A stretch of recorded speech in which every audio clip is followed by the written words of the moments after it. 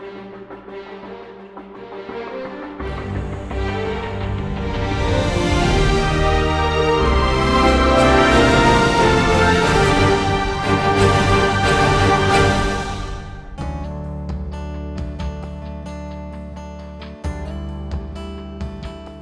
bueno, señores, como le estaba diciendo y resumiendo, es probable que una de las objeciones que usted se encuentra el día de hoy sea que Jesús no existió. Pero aparte de esa, quizás esa no es la más popular, porque en la academia queda muy claro, o por lo menos para la mayoría de los académicos, de que Jesús fue un personaje histórico. Usted no puede remover a Jesús de la historia sin remover toda la historia. O sea, con esto quiero decir que el personaje mejor documentado de la historia de la humanidad es nuestro Señor Jesucristo. De hecho, la semana pasada vimos al pastor Joel hablando de la confiabilidad de las escrituras y él puso un chart muy interesante donde mostraba la cantidad de documentación que hay para la fe cristiana. De hecho, por mucho. Y una de las cosas que me llamó mucho la atención era que Platón tenía, solamente hay 7 copias originales que prueban que Platón pudo haber existido. De Jesús hay más de 24,000 que son bíblicas y muchísimas extrabíblicas. Y una de las cosas que decíamos era, caramba, las personas no tienen problema con negar la existencia de Jesús, pero de Platón, que tiene solamente 7 documentos, nadie duda. O sea, nadie duda que Platón existió. Ahora, cuando es Jesús sí vamos a dudar. Y es el personaje mejor documentado en la historia. Entonces, una de las objeciones que usted puede tener con sus hijos o con cualquier otra persona al cual le esté presentando el Evangelio es que Jesús no existió. Eso nosotros lo hemos escuchado. Pero otra objeción, aparte de que Jesús no existió, es tratar de quitar parte de la historia fundamental a la persona de Jesús. Por ejemplo, hoy nosotros vamos a ver las 3 búsquedas del Jesús histórico, o sea, los 3 momentos en la historia donde se trató de construir la figura de nuestro Señor Jesucristo. Y usted se va a dar cuenta que la metodología con que se estudiaba el Señor decía mucho del prejuicio que tenían estas personas antes de estudiar la persona de Jesús. Por ejemplo, muchas personas estaban, ay Dios, no me sale esa palabra, pero muchas personas estaban comprometidos con una cosmovisión naturalista. ¿Qué quiere decir eso? Una cosmovisión naturalista que no creen en los milagros. Entonces, si una persona no cree en los milagros, es muy probable que cuando usted abra el Evangelio y vea que la piedra se movió y Jesucristo, vino un ángel del cielo y le dijo a esa mujer, ¿y a quién ustedes buscan entre los muertos? Esa persona que no cree en los milagros va a decir, no, eso fue una parte que agregaron. Y de hecho, en la tercera búsqueda del Jesús histórico, que empezó en el 1990, que si usted lo ha escuchado, que son las personas del Seminario de Jesús, ellos están comprometidos con esa cosmovisión naturalista. Y ellos quieren quitar todo lo milagroso de nuestro Señor Jesucristo. O sea, que el reto no es solamente si Jesús existió, sino que si realmente nosotros al día de hoy, nosotros tenemos al Jesús histórico que caminó. Y si ese Jesús histórico es consistente con lo que nosotros tenemos en el Nuevo Testamento. O sea, tratar de quitar el Nuevo Testamento como documento histórico es hacer otro suicidio a la historia. Porque también, aparte de que el Señor Jesucristo es la persona mejor documentada en la historia, la Biblia es el libro mejor documentado. O sea, nosotros tenemos un sinnúmero de evidencias fuera de la Biblia que prueban que la Biblia es un libro especial. O sea, la semana pasada nosotros vimos el registro arqueológico, el poder de transformación de una persona. O sea, que la confiabilidad de las escrituras, o sea, que ella hace realmente lo que dice que hace. O sea, como dice el Salmo 19, la ley del Señor convierte el alma. O sea, eso no es una poesía del Salmo 19, eso es una promesa de que esa palabra realmente, si tú la pones por obra, va a transformar tu vida. Entonces, ¿qué tiempo tenemos? Hasta la y media me da. Ok. La búsqueda del Jesús histórico, realmente Jesús existió en una iglesia, es muy probable que algo como esto sea algo obvio, pero no siempre estamos en un contexto de la iglesia. Y aquí lo que nos proponemos con este estudio es mostrar evidencias extrabíblicas de la historicidad de Jesús y explicar los diferentes métodos usados en las tres búsquedas de la historicidad de Jesús. O sea, si Jesús existió, una de las cosas, de las objeciones más grandes, eso es porque la Biblia lo dice. No, nosotros vamos a buscar evidencia, un registro histórico de personajes extrabíblicos que no tienen que ver nada con la Biblia, pero que mencionaron a Jesús. Para un historiador, eso es un filete. Y como usted sabrá, como hay tanta documentación de nuestro Jesucristo, nosotros con certeza podemos saber que Jesús existió. O al menos vamos a decir la academia con certeza, porque nosotros creemos. Nosotros no tuvimos que hacer un curso académico para nosotros creer en Jesús. Nosotros fuimos a las Escrituras, vimos el Espíritu Santo, el Señor nos llamó, abrió nuestros ojos y para nosotros todo esto ha sido ciertísimo. Pero para la academia que siempre está buscando y criticando, queda claro por el registro histórico de que Jesús es un personaje que existió en la historia.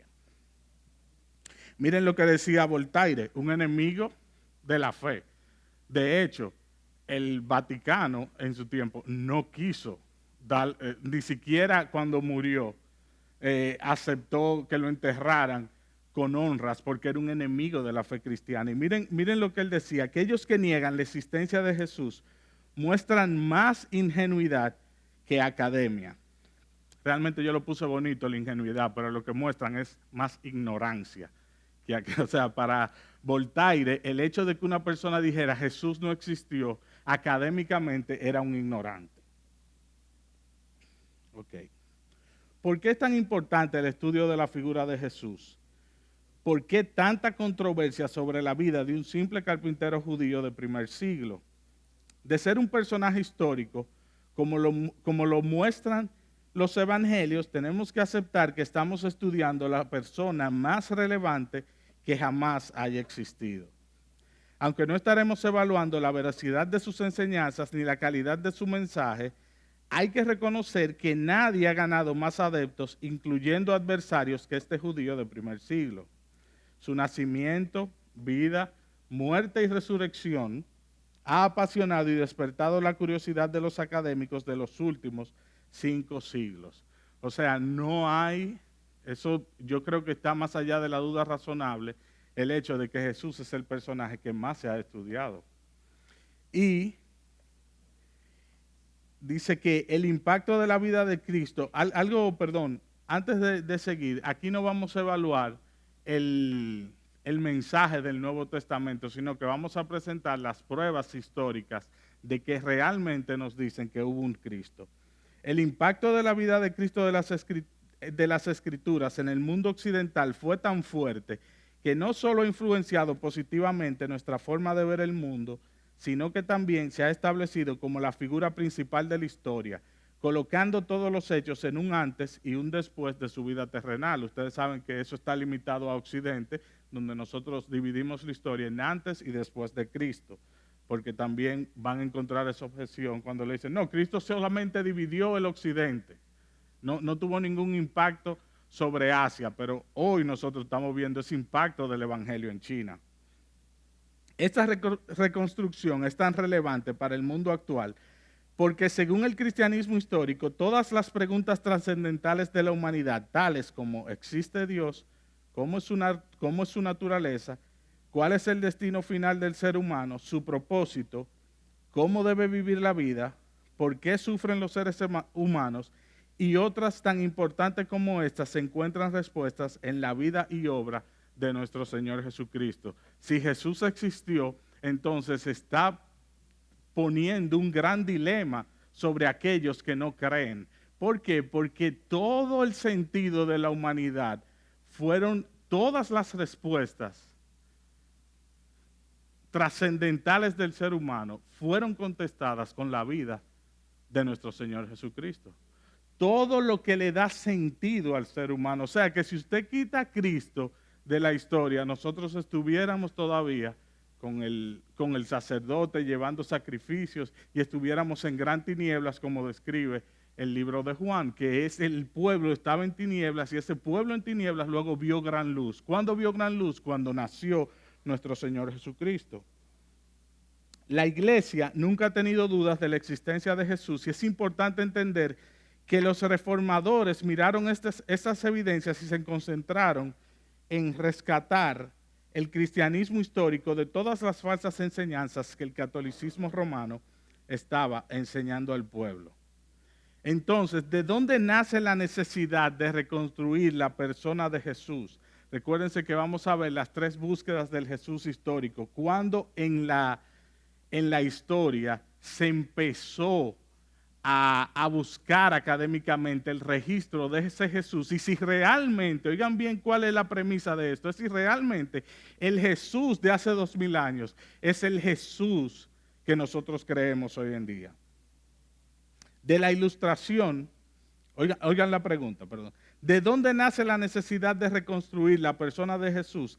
Nace de la ilustración. Es aquí donde una nueva era de intelectuales escépticos del siglo XVIII comenzaron a cuestionar todos los fundamentos de autoridad de la época y la iglesia no escaparía al escrutinio de estos ilustres pensadores.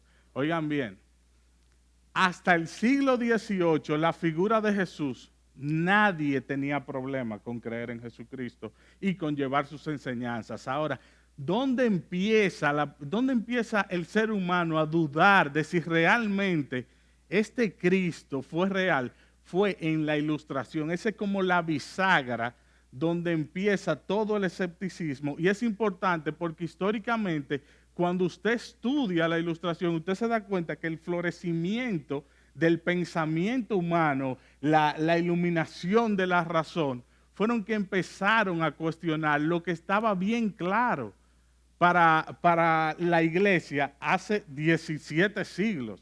O sea, Agustín, cuando alguien cuestionaba la existencia o la historicidad de Jesús, él decía que había un argumento irrefutable. ¿Dónde? En la iglesia. O sea, ¿qué tú vas a hacer con la iglesia? Tú vas a decir que la iglesia cristiana, la iglesia de Cristo, tiene ahora 18 siglos existiendo sobre la base de una persona que no tuvo ningún tipo de influencia. No lo creo. Entonces dice en la ilustración, todo el conocimiento humano estaba sujeto a 2 pilares, la razón y el espíritu crítico desarrollado por el ejercicio de la razón. Oiga bien, oiga cuál era la premisa. Usted va a dudar todo hasta que usted entienda que eso pasó la prueba, pero la realidad es que no había como una prueba, no había una prueba, podemos decir, fehaciente sobre la cual tú pudieras pasar las escrituras. Eran ellos mismos que estaban comprometidos con una cosmovisión de duda. Dúdalo todo, cuestiona todo. Usted no escucha eso, el pensamiento crítico de hoy en día. No, tú tienes que cuestionarlo todo, tú tienes que dudar todo. Pero realmente tú tienes que cuestionarlo todo, tú tienes que dudar todo. Es realmente, epistemológicamente, usted puede decir que con la duda usted puede aprender, usted puede, quizás duda con curiosidad y honestidad, usted puede llegar a la verdad. Pero simplemente dudando todo hasta que venga, por ejemplo, pruébame que Jesús existió. Bueno, te doy la documentación. No, eso no es suficiente, nunca va a ser suficiente. Porque tú no puedes probar que Jesucristo anduvo en la tierra de la misma manera que tú pruebas que 2 más 2 son 4. Entonces, estas personas estaban comprometidos ¿con qué? Con su ateísmo, con el nuevo florecimiento de la razón. Y ellos empezaron a pensar o a dar la idea de que la autoridad la tenía la razón. O sea, no es razonable que una persona muera y que resucite al tercer día. Eso es cierto, eso no es razonable. Pero para nosotros que estamos comprometidos con una visión sobrenatural, porque conocemos que tenemos un Dios sobrenatural, es totalmente razonable que yo crea que si Dios fue el creador del Génesis, que Dios pueda resucitar a Jesús de los muertos. Se dan cuenta cómo estas personas estaban entrando al texto dudando todo de antemano, pero estaban comprometidos con su visión naturalista del mundo. O sea, eso era como usted decía, esto es más o menos como decir que todo el mundo era culpable hasta que se demuestre lo contrario. Era como un vuelco hacia el otro extremo que aceptaba todas las cosas por la imposición de las autoridades. Esto se ve claramente en el pensamiento de Voltaire, que decía, es peligroso tener la razón cuando el gobierno está equivocado.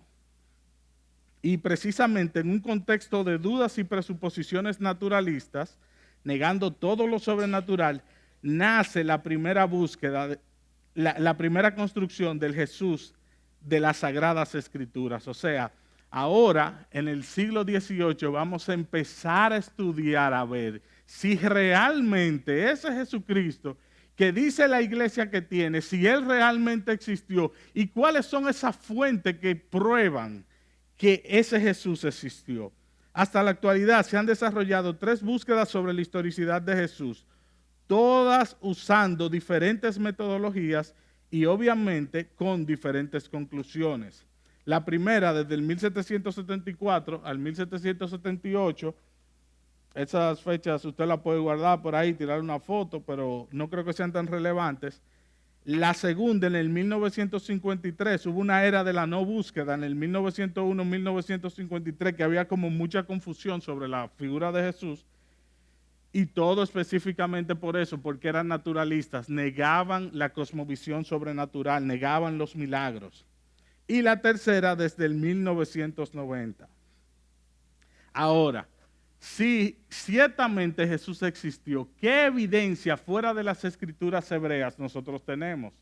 Eso es súper importante, porque no solamente nosotros sabemos de Jesús por el registro bíblico, o sea que nosotros tenemos pruebas fuera de la Biblia que son contundentes para nosotros establecer muchísimos hechos del Jesús de nuestras escrituras. Y usted lo verá más adelante, cómo nosotros podemos concluir al día de hoy, dicen los historiadores, que no solamente nosotros podemos concluir que Jesús existió, sino que nosotros podemos saber con certeza, cuáles palabras fueron dichas por Jesús y cuáles no. O sea, fíjense hasta dónde nosotros tenemos registros. Evidencias de fuentes no cristianas, o sea, ¿cuál es la primera evidencia que nosotros tenemos de que una persona que mencionó a Jesús fuera de las Escrituras? Creo que Pedro habló de esto y habló también el pastor Joel, y es a Flavio Josefo, un general judío del primer siglo, peleó contra Roma defendiendo a Israel en la batalla de Gamla en el 67, en el año Domini, predijo que Vespasiano sería embajador y cuando se cumplió se ganó el favor de este y lo puso entre los suyos. Josefo no era un judío mesiánico, pero es el historiador por el que más conocemos los judíos del primer siglo. Oiga bien, él era judío, pero los judíos lo odiaban. Era un romano prácticamente, era como decir, qué sé yo, un traidor era para los judíos.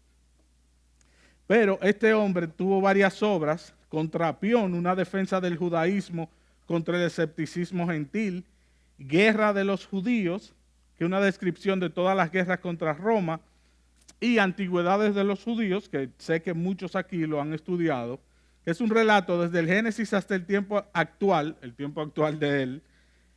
Aquí hace 3 menciones que corroboran la historicidad de Jesús. Oiga bien, para un historiador, quizá usted lee este documento y usted dice, bueno, él era judío, pero para un historiador el hecho de que un enemigo de Israel mencionara a Jesucristo en un estudio, eso imagínese que Pedro diga, hubo un incendio en Baní antes de ayer, o hace un año, vamos a decir, hace un año, hoy estamos a 30 de octubre del 2019 y resulta que yo me encuentro con un periódico de ese año que pasó narrando el hecho que Pedro describió.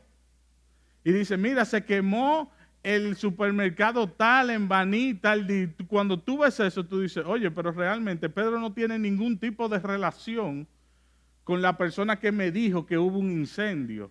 Por ende, yo debo empezar a creer que lo que estoy leyendo ya está siendo corroborado por una fuente externa.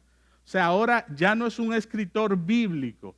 Tendría sentido para un escritor bíblico dejar evidencias del Señor y hasta qué sé yo, como muchos piensan que estos escritores embellecieron la historia para hacer un Jesús irreal, para hacer un Jesús que no era el verdadero. Pero lo que nosotros tenemos con esta fuente no cristiana es tan controversial que pone a un Jesucristo siendo crucificado. Bueno, no le voy a contar, vamos a seguir leyendo. Antigüedades de los judíos, libro 20, capítulo 9. Oigan, ¿qué menciona en el libro 20, capítulo 9? A Jacobo, el hermano de Jesús. Recuerden que esto es como un periódico, eso no tiene que ver nada con la Biblia, ni tiene que ver nada con los apóstoles. El libro 18 del capítulo 5 narra la muerte de Juan el Bautista. No narra la muerte, menciona a Juan el Bautista.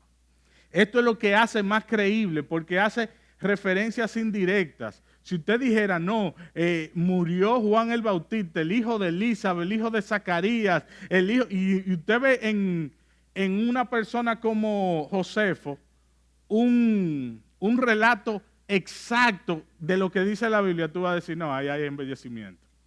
Eso no es real. Eso lo copiaron de la Biblia y nos lo están poniendo ahí para que nosotros creamos. No, estas son relaciones que los historiadores dicen, oigan, esto es un banquete. Nosotros no tenemos esto de cualquier otra persona en la historia.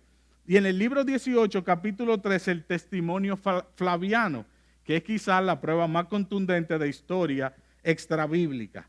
Vamos a ver qué dice. Eso está súper chiquito aquí y allá. Pero vamos a leerlo. Informado el César de la muerte de Festo, envió a Albino como procurador de Judea.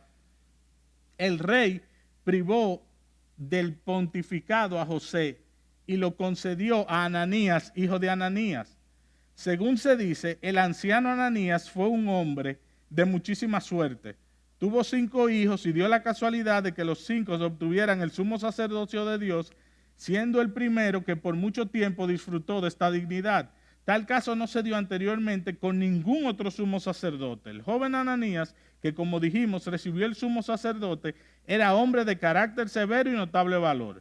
Pertenecía a la secta de los saduceos, que comparados con los demás judíos son inflexibles en su punto de vista, como antes indicamos, siendo Ananías de este carácter aprovechándose de la oportunidad, pues Festo había fallecido y Albino todavía estaba en camino. Reunió al Sanedrín, llamó a juicio al hermano de Jesús, quien era llamado Cristo, cuyo nombre era Jacobo, y con él hizo comparecer a varios otros, y los acusó de ser infractores de la ley y los condenó a ser apedreados.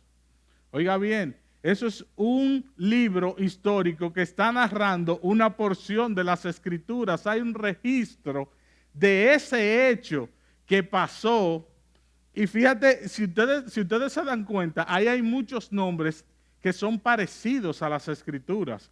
Y normalmente, cuando las personas usan misticismo, usan nombres de superhéroes, Hércules, el Olimpo, nombres como que no son comunes, pero aquí tú estás viendo este registro, los mismos nombres comunes, como el Pedro, Juan, José, Ananías, Autoyo Festo, esos son nombres que están en ese tiempo en la Biblia. Y usted sabe que los nombres tienen sus historias. Hay momentos, yo recuerdo, yo decía, si yo tengo un hijo, le voy a poner Josué si es varón. Y yo dije eso, yo ni siquiera tenía mi primera hija. Y yo dije eso y después todo el mundo como que estaba poniéndole Josué al hijo. Y es como por y es como por momentos. Le pusimos Sofía a nuestra segunda hija y encontramos muchísima gente que se llama Sofía. O sea que hay un tiempo marcado en los nombres y esto le dice mucho a los historiadores de la realidad de las escrituras. Pero fíjate cómo dice, llamó a juicio al hermano de Jesús, quien era llamado Cristo. Ahora veamos la otra fuente del capítulo 5. No lo voy a leer entero, lo voy a leer solamente hasta donde él menciona. Algunos judíos creyeron que el ejército de Herodes había perecido por la ira de Dios, sufriendo el condigno castigo por haber muerto Juan, llamado el Bautista. O sea, estas no fueron cosas que pasaron a escondidas. O sea, esto no son cosas que se lo inventaron los escritores del Evangelio. No, aquí nosotros estamos viendo personas que fuera de todo el contexto evangélico están evidenciando y dando evidencia de que estos hechos ocurrieron. Quizás nos dice que Juan el Bautista comía langosta, que era un hombre poderoso, que él prefirió menguar, para eso está la revelación específica, la Biblia, pero para el historiador dice, óyeme, realmente la Biblia está narrando hechos reales. De hecho, hay un apologista, se llama J.P. Moreland, muy bueno, lo puede googlear y buscarlo, es excelente. Él estaba haciendo su PhD en una universidad en Estados Unidos y él encontró una persona, un judío, él no sabía que era judío, pero vio una persona con una Septuaginta en griego. Y la Septuaginta es, ustedes saben que el Antiguo Testamento en griego traducido, y cuando él vio a este hombre leyendo eso, dijo, óyeme, qué raro, ¿qué tú estudias aquí? Tú con una Septuaginta en griego, y le dice, ¿tú eres cristiano? Y le dice, sí, yo soy cristiano. Y dice, siéntate aquí. Y le dice, tú sabes que yo soy judío. Y yo estoy leyendo la Septuaginta porque hace poco tiempo yo cogí el libro de los Hechos. Y yo quiero que tú sepas que yo tengo una maestría en mitos. O sea, yo soy un doctor en mitología. Y yo puedo reconocer un estudio mitológico al dedillo. Y él le dice, sí, pero dime, ¿por qué tú me estás diciendo esto? Y dice, cuéntame de esto. Y le abre el libro de Lucas y él le dice, te puedo contar que yo empecé a leer el libro de Lucas y dice, oh, excelentísimo Teófilo, y yo no iba por el versículo 2 cuando yo dije, Dios mío, pero estas cosas realmente pasaron. O sea, este hombre entendió por las escrituras rápidamente, viendo y leyendo solamente la introducción del libro de los Hechos, dijo, Dios mío, pero es increíble que estas cosas realmente pasaron. Este hombre que sabía que aquí no hay cuestión de misticismo, esto está narrando hechos reales. Pero este es el más controversial de todos. Dice, fue alrededor de esta época, esta es Antigüedades de los Judíos, libro 18, iba a decir versículo 3, pero es capítulo 3. Fue alrededor de esta época que Jesús, un hombre sabio, oye esto, si es correcto llamarlo un hombre, porque era un hacedor de obras maravilloso, un maestro de aquellos que reciben la verdad con placer, él atrajo así a muchos de los judíos, tanto como de los gentiles. Él era el Cristo.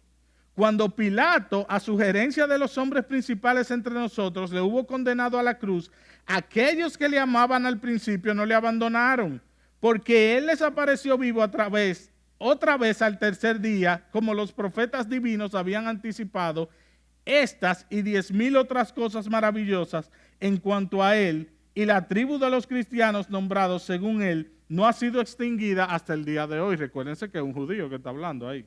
Los santos profetas. Fíjense, si usted coge ese pequeño fragmento, ¿qué no te dice? Dice de todo. Primero menciona Poncio Pilato. O sea, está poniendo un Pilato en el tiempo de la historia de Jesús, en el tiempo que la Biblia lo pone. Aparte de decir Poncio Pilato, dice, óyeme, si es correcto llamar hombre. O sea, Jesús, un hombre extraordinario. ¿Cómo tú vas a llamar hombre a un hombre de ese estirpe? Eso es increíble, un hombre, el Cristo. aparte de eso, dice, a sugerencia de los hombres principales entre nosotros, le hubo condenado a la cruz. O sea, condenado a la cruz. O sea, estamos hablando que Jesús era extraordinario, era un milagrero, fue condenado por Poncio Pilato ¿a qué? A la cruz. Eso es como si fuera un periódico narrando, porque esa no es la Biblia. Pero fíjate cuántos hechos se está estableciendo. Eso se llama historicidad. Ahora, ustedes pueden saber que cuando todas estas cosas son ciertísimas para nosotros, siempre se levantan las objeciones. Pero siempre sobre las objeciones, siempre se levanta otra vez la sabiduría de nuestro Señor. Y oigan bien, la palabra Cristo dicen que fue una inserción, que la insertaron después del texto. O sea, lo que quiere decir ahora los ateos es que ese texto fue embellecido por cristianos para hacer creer que el texto está hablando de Jesucristo. Pero fíjense la defensa del texto. La palabra Cristo, dice Darrell Dock, no puede ser una inserción cristiana en el capítulo 3 del libro 18, ya que en el capítulo 9 del libro 20, él menciona a Jacobo como hermano del Cristo, por lo que en el 20 presupone que él había mencionado a Cristo antes. O sea, ellos te dicen, en el testimonio flaviano que dice que Jesús fue un hombre extraordinario, que fue crucificado por Poncio Pilato y que tiene todo ese tipo de evidencia, él te dice, no, la palabra Cristo fue insertada. Pero ¿qué pasa? Ahora nosotros tenemos otro capítulo donde él está hablando de quién, de Jacobo, el hermano de quién, de Cristo. Entonces también ahí fue una inserción. Ustedes se dan cuenta cómo el Señor ha dejado, aunque nosotros no necesitamos evidencias para creer, cómo el Señor ha dejado contundentemente, se ha dejado ver en el registro de la historia. Y eso también trae gozo, que no solamente a través de la teología nosotros podamos conocer a Dios, sino que también a través de la historia nosotros podamos regocijarnos con los hechos de que nuestro Señor Jesucristo, con certeza, es real. O sea, si tú no quieres creerme, como decía, si ustedes no me quieren creer a mí, créanme por las obras, por lo menos. Entonces él diría hoy, si tú no me quieres creer hoy, por lo menos mira lo que dice la historia, mira qué tan claro está en la historia. Esto es un registro que no tiene que ver nada con las escrituras, aunque fue un judío, era un judío enemigo del pueblo, era un judío romano, era como un traidor. Otra evidencia de fuente no cristiana, Cornelio Tácitus. Ustedes saben que yo mencioné ahorita la cuestión de el misticismo y la mitología. Y muchas personas hablan de que si el evangelio es mitológico. Pero nosotros, o sea, para una leyenda crearse, esos son los que saben, eso no lo estoy diciendo yo, se necesitan hasta 200 y 300 años. O sea, la leyenda de una leyenda, dígame. ¿Cómo es que se llama? La cachapa, la de los pies al revés. ¿Cómo? La ciguapa. O sea, esas son cosas que se crearon con el tiempo. Este registro es tan cerca del evento de la resurrección, estos registros son tan cerca de los eventos de la resurrección que te prueban claramente que no puede ser una leyenda, de que la leyenda del Señor Jesucristo, no, por Dios. Si eso, cuando se predicó el evangelio en los hechos, ¿qué ustedes se creen? ¿Qué era lo que ellos estaban predicando? ¿Qué fue lo que predicó Pedro en Judea? ¿Y qué fue lo que predicó? Que el Cristo que ustedes mataron ha resucitado de los muertos. O sea, si Cristo resucitó de los muertos, si la tumba hubiese estado ahí, hubiese aparecido uno y dijo, oye, predicando que Cristo resucitó de los muertos y vengan a ver la tumba aquí. Pero la tumba no estaba, la tumba estaba vacía. O sea que toda esa cosa, ese mensaje de que Cristo resucitó de los muertos fue un mensaje fresco de la resurrección. Y déjenme darle un dato. En la confiabilidad de las escrituras, otra de las cosas que dicen los historiadores es que no tenemos un registro bien claro cerca de que hable de la resurrección y que sea contemporáneo con el hecho. Bueno, por los académicos, tomando la historia, buscaron el registro de Primera de Corintios 15 y se dieron cuenta o trazaron ese texto donde dice en Primera de Corintios 15 que yo les paso lo que a mí mismo se me entregó, que Cristo, lo que nosotros leemos en la Santa Cena, eso de que Cristo fue muerto y resucitó al tercer día y luego se apareció a Cefas y se apareció a más de 120 hermanos. Ese registro era parte de del registro oral que se pasaba y está fechado ese trozo de Primera de Corintios 15. Usted sabe nada más y nada menos que a 2 años de la resurrección. A 2 años de la resurrección. O sea, tú tienes ese Primera de Corintios 15 prácticamente contemporáneo con el hecho que Jesús murió y resucitó a 2 años. Y eso no lo estoy diciendo yo, eso lo dice Bart Ehrman, que es un agnóstico que niega la divinidad de Jesús. Él dice que él puede llegar al registro de ese texto a 2 años de la resurrección. De hecho, lo dice Gary Habermas también.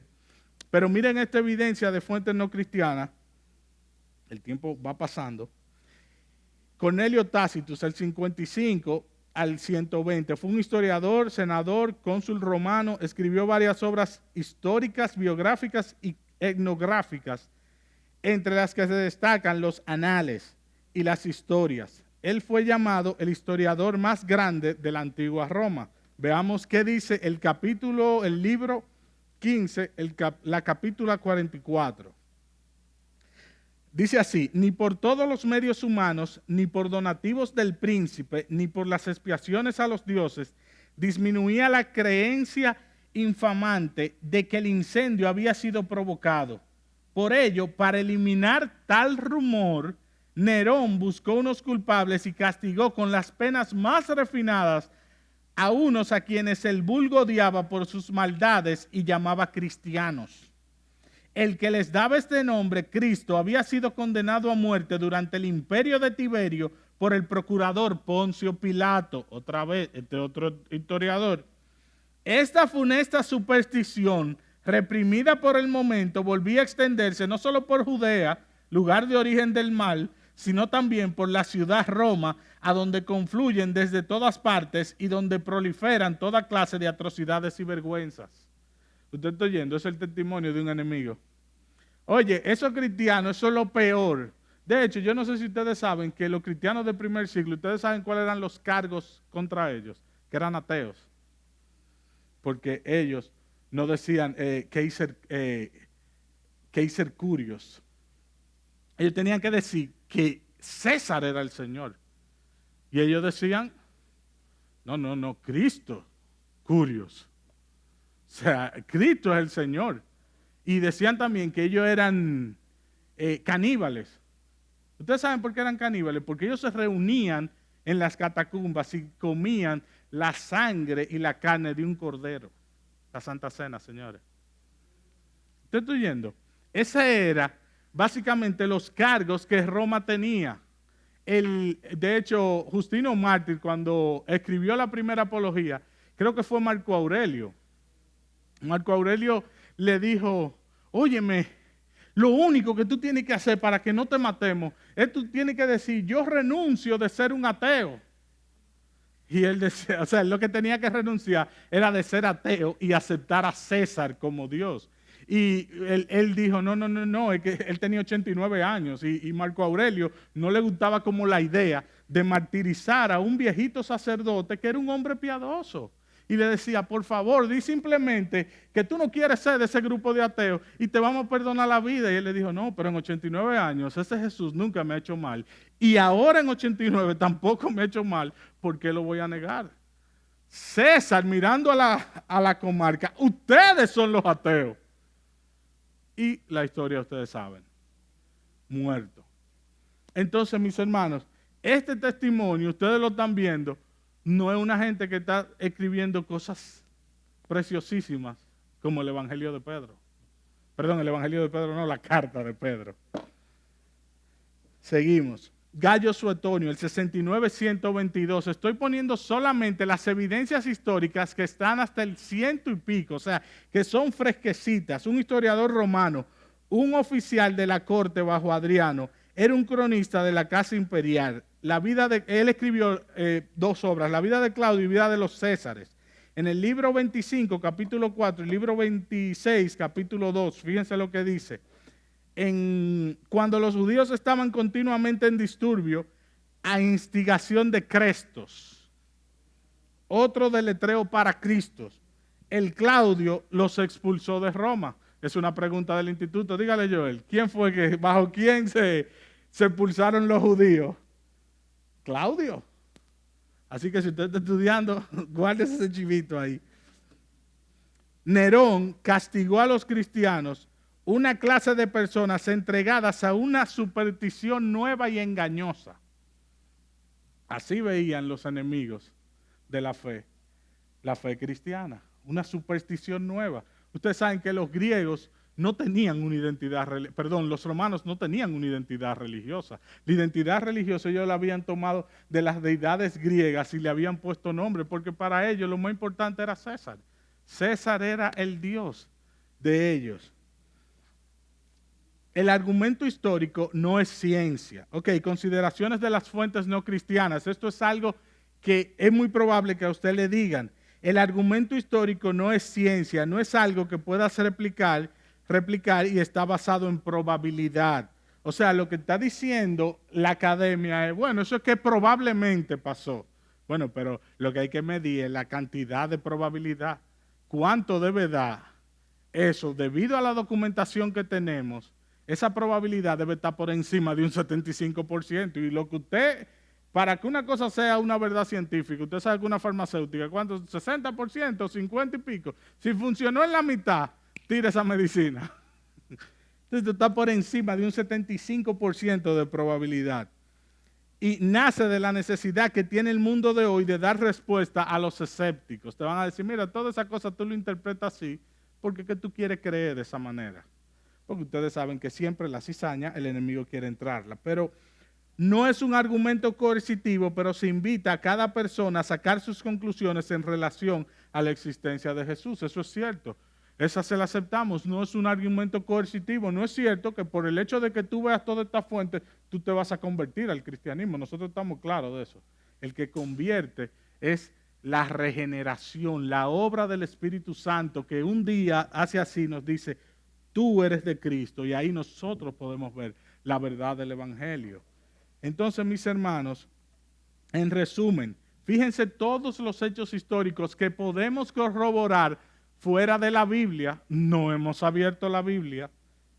Dice, Jesús existió en Israel bajo Tiberio y Poncio Pilato. Lo tenemos ahí claramente en Antigüedades de los Judíos. Fue un sabio maestro, hacedor de hechos inusuales, milagros, ejecutado por Poncio Pilato, fundador de un movimiento donde judíos y gentiles participaban. Tácito Anal corrobora la crucifixión por Poncio Pilato bajo el tiempo de Tiberio. Otra de las objeciones es que los romanos no crucificaban. Eso no es cierto. Hay registros históricos, inclusive hay otros historiadores que le escribían que realmente Roma tenía que dejar de crucificar a las personas por la poca dignidad o por lo cruel que era esa muerte. Es importante conocer la naturaleza del estudio, ya que el mismo está basado en probabilidades y no en certeza científica, eso lo sabemos, pero de esta forma no puedes apelar a más de lo que un estudio puede darte. ¿Qué quiere decir eso? Ok, yo no te lo puedo probar como 2 más 2 son 4, eso está claro, pero tú tampoco puedes probar ningún hecho histórico como así. O sea, la misma forma que tú tienes para probar un hecho histórico la tengo yo.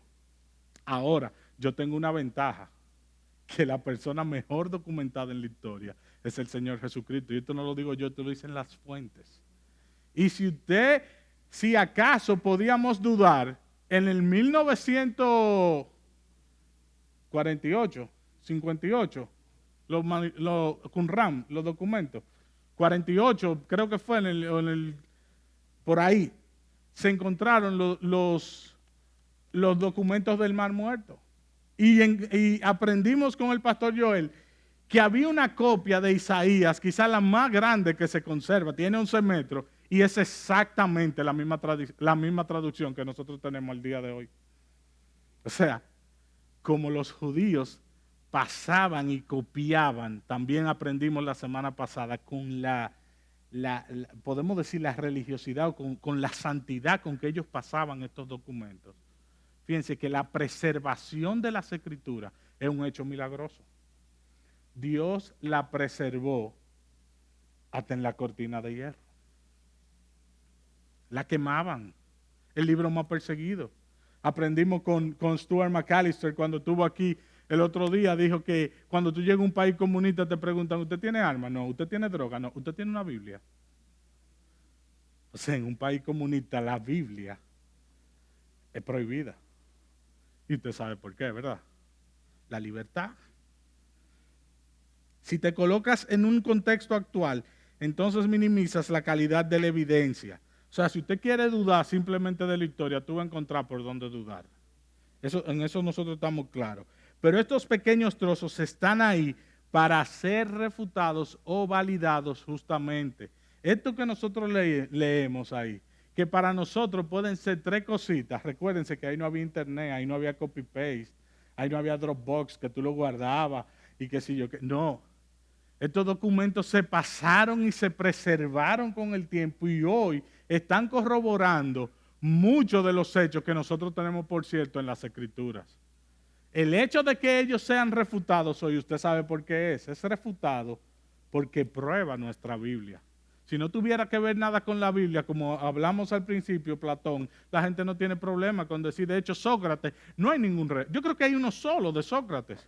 La gente decía, en filosofía, yo recuerdo que la profesora decía, no, es que Sócrates fue un invento de Platón para justificar la verdad. Y de hecho, yo creo que hay un solo documento que habla de Sócrates, pero no hay nada escrito de Sócrates. Y tú le preguntas a cualquiera, ¿Sócrates existió? Sin duda. ¿Y Jesucristo? Mira, con Jesús ya eso es otra cosa, porque eso es religión. No, mi hermano, eso no es religión, eso es historia. Amén, regocíjese por lo menos, diga un amén. Nos guste o no, Jesús realmente existió. Esa cita tiene mucho significado y yo la puse ahí porque esta disertación me tocó darla en un círculo de ateos. Y recuerdo como hoy, no para la gloria mía, para la gloria de Dios, que un ateo estaba al lado mío y dijo, wow, pero qué presentación de Jesús. Y yo en mi mente decía, óyeme, pero ¿tú no crees nada de esto?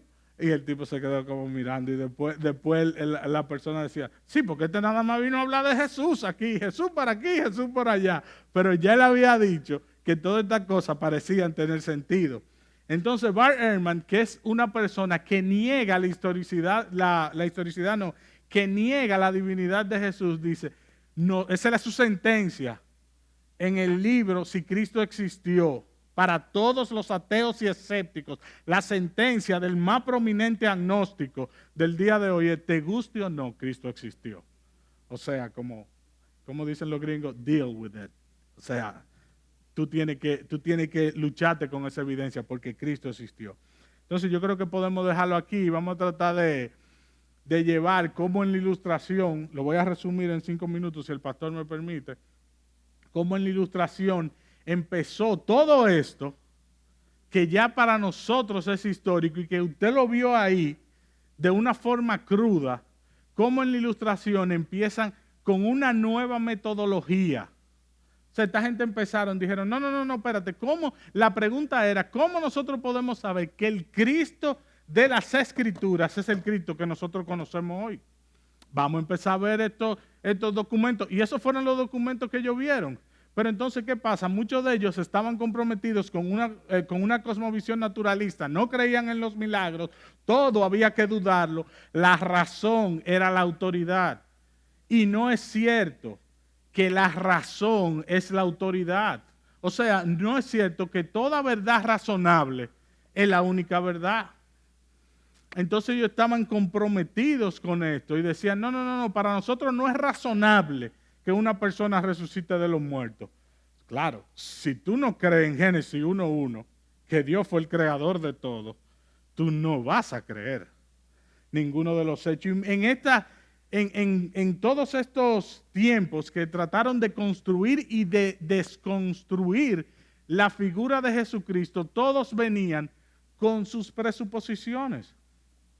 Ellos no entraban al texto con una mente de decir, bueno, vamos a ver qué dice esto. Mira, sí, esto es un hecho corroborado por fulano, un hecho corroborado en otro lado, un hecho corroborado. No, ellos dijeron, no, esto hay que cuestionarlo. Estos fueron los apóstoles, pusieron cosas bonitas, embellecieron el evangelio. Yo no sé si usted vio la película Dios no está muerto, pero usted vio el capítulo 2. En el capítulo 2 hay una escena que ponen un detective de casos fríos.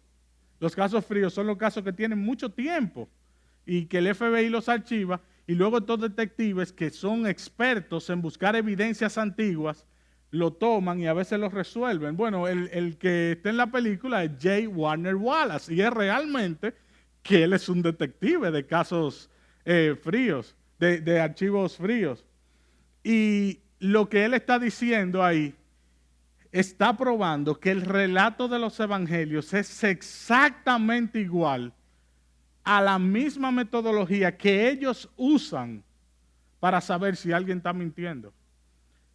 Mucha gente dice, bueno, Mateo narra la resurrección de una forma, Lucas la narra de otra forma, Marcos la narra de otra forma, Juan la narra de otra forma, por decir algo. Entonces dicen, no, pero que se contradicen, ellos no están de acuerdo. Y el detective lo que dice no, es al revés. Si no hubiese detalles diferentes, porque no hay contradicción, lo que hay es detalles diferentes. Por ejemplo, uno tomó un detalle, si todos evidenciamos una explosión aquí y mañana tenemos que escribir en un blog lo que vimos, yo estoy seguro que cada uno de nosotros va a escribir cosas diferentes. Entonces el detective decía, no, al revés. Si todos fueran iguales, consistentemente iguales, yo no creería esa historia.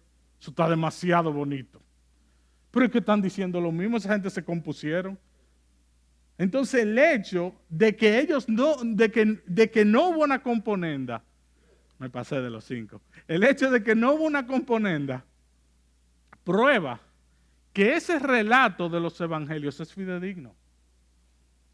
Así que regocíjese, ya no podemos seguir, pero estamos orando para que le hicimos la moción al pastor Joel a ver si podemos extender otro curso de apologética. Dios me lo bendiga, mis hermanos, y nada, bendiciones.